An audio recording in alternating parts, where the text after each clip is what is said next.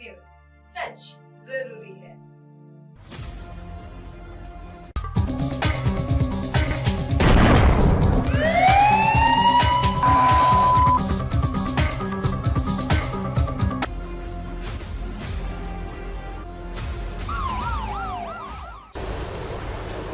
नमस्कार, मैं कंचन MNS news live में आप सभी का स्वागत करती हूँ। आइए देखते हैं 10 की दस्तक। जी हाँ दोस्तों, जैसा आप सभी को पता है, हमारे इस स्पेशल क्राइम प्रोग्राम में हम आपको सबक बने रहने की, सजग बने रहने की नसीहत देते हैं। हम आपको बताते हैं कैसे आपको अपने आप को और अपने परिवार को लोगों से सुरक्षित रखना है। आइए देखते हैं क्या है आज की घटना। नीट की तैयारी, पढ़ाई का प्रेशर और माँ की रोक टोक, बस जरा सी बात ने उसे कातिल बना दिया। पुलिस ने वहां मौजूद लोगों की मदद से दरवाजा तोड़ दिया। कमरे के अंदर का मंजर वही था जिसकी सबको आशंका हो रही थी। सामने बिस्तर पर एक महिला की लाश पड़ी थी। उस लाश को देखकर शैलेश पवार और वो लड़की बेहाल हो गए और चीख चीख कर रोने लगे। महाराष्ट्र का नवी मुंबई शहर। बात कुछ दिनों की है। पुलिस कंट्रोल रूम में पुलिसकर्मी शिकायती कॉल सुनने में मशरूफ थे। तभी 3:10 पर कंट्रोल रूम में मौजूद एक कॉल ऑपरेटर के फोन की घंटी बजने लगी। ऑपरेटर ने फोन रिसीव की। दूसरी तरफ से आवाज आई, हेलो हेलो, मैं एरोली से बोल रहा हूँ। मेरा नाम है शैलेश। सर वो मेरी बहन ने अपने बेडरूम को अंदर से बंद कर लिया है। वो काफी देर से अंदर बंद है। आवाज देने या नॉक करने पर भी वह दरवाजा नहीं खोल रही है। प्लीज हमारी मदद कीजिए, हम सब बहुत परेशान हैं। ऑपरेटर ने शैलेश पवार नाम के उस शख्स की शिकायत सुनने के बाद उसका पता ठिकाना नोट किया। इसके बाद कॉल बंद हो गई। पुलिस कंट्रोल के ऑपरेटर ने शिकायत को आगे बढ़ाते हुए शहर के रबाले पुलिस स्टेशन को इस घटना की जानकारी दी। पुलिस कंट्रोल रूम से सूचना मिलते ही थाने में मौजूद एक सब इंस्पेक्टर अपने साथ 2 सिपाही लेकर पुलिस जीप में सवार हो गए और एरोली सेक्टर 7 की तरफ रवाना हो गए। सेक्टर 7 ही एरोली का वो इलाका था जहां से शैलेश नाम के कॉलर ने पुलिस कंट्रोल रूम को फोन किया था। कुछ मिनट बाद ही पुलिस की टीम एरोली के सेक्टर 7 पहुंच चुकी थी और अगले पल पुलिस उस बहुमंजिला इमारत के सामने खड़ी थी जहाँ से कॉल आई थी। बिना देरी किए पुलिस की टीम ने जीप बाहर पार्क की और सब इंस्पेक्टर अपने सहपाठियों के साथ तेजी से कदम बढ़ाते हुए उस इमारत की दूसरी मंजिल पर जा पहुंचे। सेकंड फ्लोर पर मौजूद एक फ्लैट के बाहर और अंदर काफी लोग मौजूद थे। शैलेश पवार पुलिस को मौके पर मिला। वो टीम को अंदर ले गया और वो कमरा दिखाया जिसका दरवाजा अंदर से बंद था। कमरे के डोर की चाबी भी अंदर ही थी। बाहर मौजूद एक लड़की बहुत रो रही थी। आसपास के लोग उसे समझाने की कोशिश कर रहे थे। जब पुलिस की समझ में कुछ नहीं आया तो पुलिस ने दरवाजे का लॉक तोड़ने का फैसला कर लिया, क्योंकि पुलिस और देर नहीं करना चाहती थी। पुलिस ने वहां मौजूद लोगों की मदद से दरवाजा तोड़ दिया। कमरे का अंदर का मंजर वही था जिसकी सबको आशंका हो रही थी। सामने बिस्तर पर एक महिला की लाश पड़ी थी। उस लाश को देखकर शैलेश पवार और वो लड़की बेहाल हो गए और चीख चीख कर रोने लगे। आसपास के लोग भी मंजर देखकर खौफजदा थे। शैलेश पवार मरने वाली महिला लक्ष्मी का भाई था और वहां मौजूद वो लड़की गुड़िया उस महिला की बेटी। पुलिस ने शैलेश से लक्ष्मी के पति के बारे में पूछा तो वे उस वक्त थाने में अपनी बहन के घर थे। उन्हें भी इस बारे में सूचना दी गई। मतलब साफ था कि जिस मामले को पुलिस अभी तक सुसाइड मानकर चल रही थी वह मर्डर केस था। लक्ष्मी के कत्ल की बात जानकर उसके पति और सभी परिवार वाले भी हैरान परेशान थे। अब पुलिस ने नए सिरे से मामले की कड़ियों को जोड़ने की कवायद शुरू की। पुलिस ने लक्ष्मी के परिवार, पास पड़ोस और जानकारों से पूछताछ करने का फैसला किया। पुलिस ने लक्ष्मी के पति राजेश कुमार से पूछताछ की। राजेश ने पुलिस को बताया कि उनकी पत्नी के साथ अच्छे संबंध थे। उनकी किसी से कोई रंजिश या दुश्मनी भी नहीं है। बेटी गुड़िया नाबालिग है और उससे मां की मौत का सदमा लगा था, लिहाजा पुलिस ने उससे ज्यादा कुछ नहीं कहा। लेकिन पुलिस ने पड़ोसी और शैलेश से भी सवाल जवाब किए, जानकारी जमा की, लेकिन कुछ हासिल नहीं हुआ। अब पुलिस ने राजेश के घर के आसपास लगे सीसीटीवी कैमरों की फुटेज खंगाली। पुलिस ये पता लगाना चाहती थी कि वारदात के वक्त क्या राजेश के घर में कोई आया था। साथ ही पुलिस मृतका लक्ष्मी के मोबाइल फोन की भी जांच कर रही थी, लेकिन पुलिस के हाथ अभी तक खाली थे।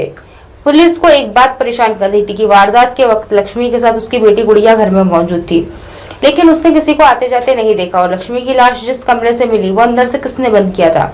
अब राजेश और लक्ष्मी की 15 साल की बेटी पुलिस के रडार पर थी। इस दौरान पुलिस को पता चला कि वारदात से ठीक 3 दिन पहले यानी 27 जुलाई को लक्ष्मी अपनी बेटी गुड़िया के साथ अपने भाई शैलेश के घर गई थी, जहां लक्ष्मी और गुड़िया के बीच काफी झगड़ा हुआ था। बात इतनी बढ़ गई थी कि किसी ने पुलिस को फोन कर दिया था। तब उस इलाके की पुलिस ने मौके पर जाकर माँ बेटी का झगड़ा शांत कराया था।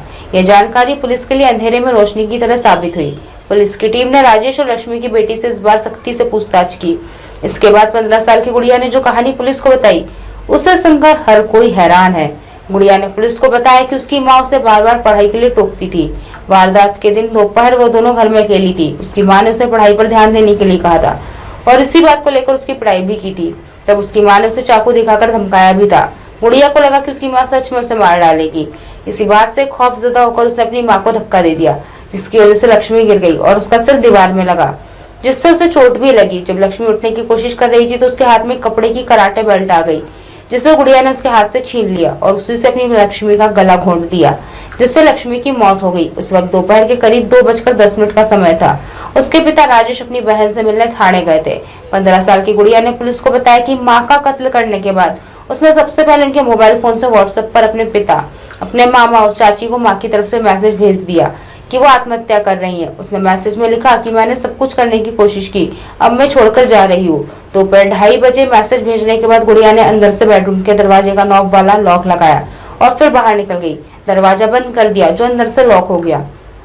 आरोपी बेटी ने ऐसा इसलिए किया था ताकि मामला आत्महत्या का लगे। दरअसल राजेश के घर में दरवाजों में अंदर से बिना चाबी बंद हो जाने वाली वो लॉक लगे थे, जो अमूमन होटल के कमरों में भी होते हैं। वो सेंटर लॉक दबाने से लॉक हो जाते हैं और उन्हें केवल बाहर से ही चाबी की मदद से खोला जा सकता है। इस तरह से 10 दिन बाद पुलिस ने इस मामले का खुलासा किया और नाबालिग आरोपी बेटी को गिरफ्तार कर कोर्ट में पेश किया, जहाँ से उसे बालिका सुधार केंद्र भेज दिया गया। देखा दोस्तों किस तरह मात्र 15 साल की मासूम बच्ची खुद ही कातिल बन बैठी। उस बच्ची ने अपनी माँ का कत्ल कर दिया सिर्फ इसलिए क्योंकि वह उसे पढ़ाई के लिए रोकती टोकती थी, उसे पढ़ने के लिए, उसके अच्छे भविष्य के लिए उसे बोलती थी, डांटती थी कि ताकि वह पढ़ लिख कर कुछ अच्छा कर सके, अपना भविष्य संवार सके। लेकिन उनकी वही सीख उनके लिए मौत का कारण बन गई। आज के समय में बच्चे और माँ सभी रिश्तों का अब कोई अहमियत ही नहीं बची है।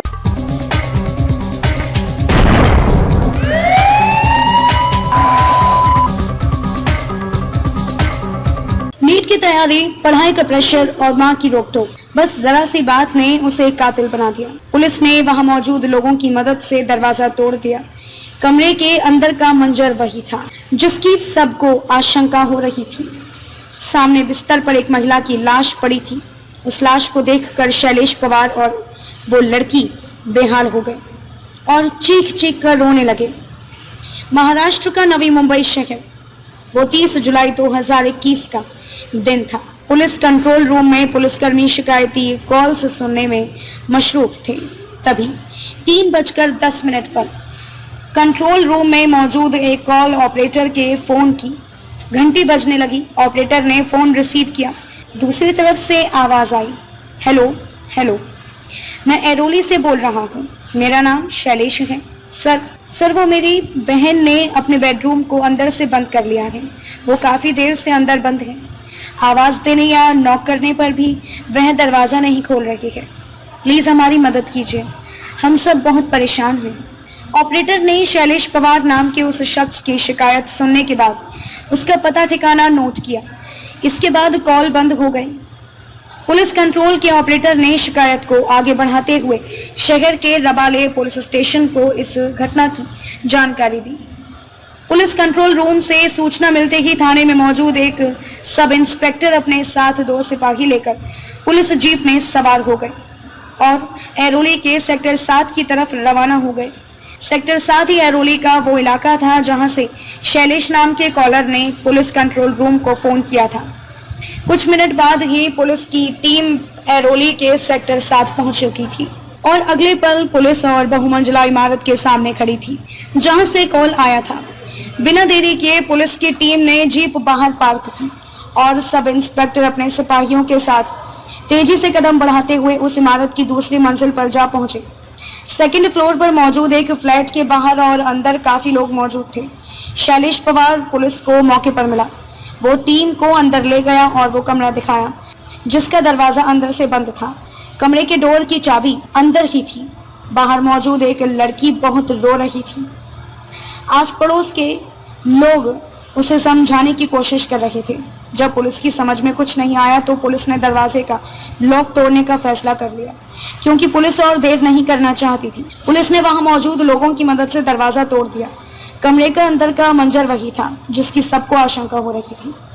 सामने बिस्तर पर एक महिला की लाश पड़ी थी। उस लाश को देखकर शैलेश पवार और वो लड़की बेहाल हो गए और चीख चीख कर रोने लगे। आसपास के लोग भी ये मंजर देखकर खौफजदा थे। शैलेश पवार मरने वाली महिला लक्ष्मी का भाई था और वहां मौजूद वो लड़की गुड़िया उस महिला की बेटी। पुलिस ने शैलेश से लक्ष्मी के पति के बारे में पूछा तो वो उस वक्त थाने में अपनी बहन के घर थे। उन्हें भी इस बारे में सूचना दी गई। मतलब साफ था कि जिस मामले को पुलिस अभी तक सुसाइड मानकर चल रही थी वो मर्डर केस था। लक्ष्मी के कत्ल की बात जानकर उसके पति और सभी परिवार वाले भी हैरान रह गए और परेशान थे। अब पुलिस ने नए सिरे से मामले की कड़ियों को जोड़ने की कवायद शुरू की। पुलिस ने लक्ष्मी के परिवार, पास पड़ोस और जानकारों से पूछताछ करने का फैसला किया। पुलिस ने लक्ष्मी के पति राजेश कुमार से पूछताछ की। राजेश ने पुलिस को बताया कि उनके पति के साथ अच्छे संबंध थे, उनकी किसी से कोई रंजिश नहीं थी और दुश्मनी भी नहीं थी। बेटी गुड़िया नाबालिग है और उसे मां की मौत का सदमा भी लगा था, लिहाजा पुलिस ने उससे ज्यादा कुछ नहीं कहा। लेकिन पुलिस ने पड़ोसियों और शैलेश से भी सवाल जवाब किए, जानकारी जमा की, लेकिन कुछ हासिल नहीं हुआ। अब पुलिस ने राजेश के घर के आसपास लगे सीसीटीवी कैमरों की फुटेज खंगाली। पुलिस यह पता लगाना चाहती थी कि वारदात के वक्त क्या राजेश के घर में कोई आया था। साथ ही पुलिस मृतका लक्ष्मी के मोबाइल फोन की जांच भी कर रही थी, लेकिन पुलिस के हाथ अभी तक खाली थे। पुलिस को एक बात परेशान कर रही थी कि वारदात के वक्त लक्ष्मी के साथ उसकी बेटी गुड़िया घर में मौजूद थी, लेकिन उसने किसी को आते जाते नहीं देखा। और लक्ष्मी की लाश जिस कमरे से मिली वो अंदर से किसने बंद किया। अब राजेश और लक्ष्मी की 15 साल की बेटी पुलिस की रडार पर थी। इसी दौरान पुलिस को पता चला कि वारदात से ठीक 3 दिन पहले यानी 27 जुलाई को लक्ष्मी अपनी बेटी गुड़िया के साथ अपने भाई शैलेश के घर गई थी, जहां लक्ष्मी और गुड़िया के बीच काफी झगड़ा हुआ था। बात इतनी बढ़ गई कि किसी ने पुलिस को फोन कर दिया था। तब उस इलाके की पुलिस ने मौके पर जाकर मां बेटी का झगड़ा शांत कराया था। ये जानकारी पुलिस के लिए अंधेरे में रोशनी की तरह साबित हुई।